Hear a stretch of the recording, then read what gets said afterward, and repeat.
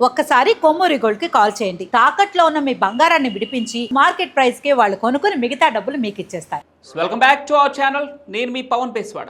భారత్ చేపట్టిన ఆపరేషన్ సింధూర్తో ఇప్పటికే ఉక్కిరిబిక్కిరి అయిపోతున్న పాకిస్తాన్కు మరో గట్టి ఎదురుదెబ్బ తగిలింది. పాకిస్తాన్లోనే అతిపెద్ద ప్రావిన్స్ అయిన బెలూచిస్తాన్ పాకిస్తాన్ నుండి విడిపోతున్నట్లుగా బలూచిస్తాన్ నేతలు ప్రకటించారు.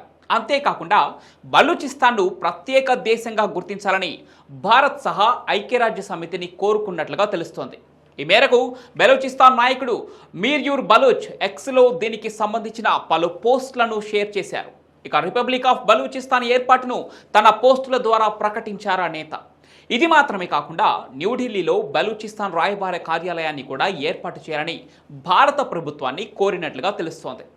ఇక బలూచిస్తాన్ను ఒక దేశంగా గుర్తించి కరెన్సీ, పాస్పోర్ట్ జారీ వంటి ప్రాథమిక అవసరాలకు నిధులు సమకూర్చాలని ఐక్యరాజ్య సమితిని అభ్యర్థించినట్లుగా సమాచారం. అయితే బలూచిస్తాన్లో ఉన్న వారిని పాకిస్తానీయులను ఒక్కటిగా చూడవద్దని భారత మీడియాను కోరినట్లుగా తెలుస్తోంది.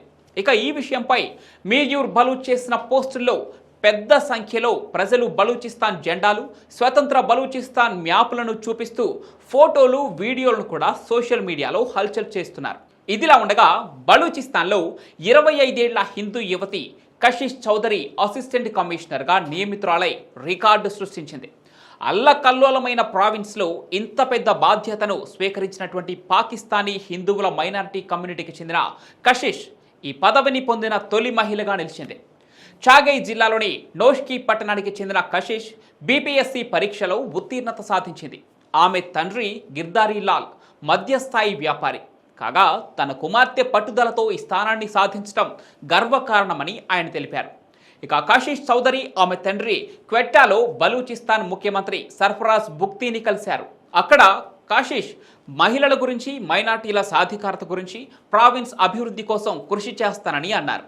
ఇక కషిష్ దేశానికి, బలూచిస్తాన్కు గర్వకారణమని, మైనారిటీలు కృషితో ఉన్నత స్థానాలు సాధించడం గొప్ప విషయంగా కొనియాడారు సీఎం బుక్తి.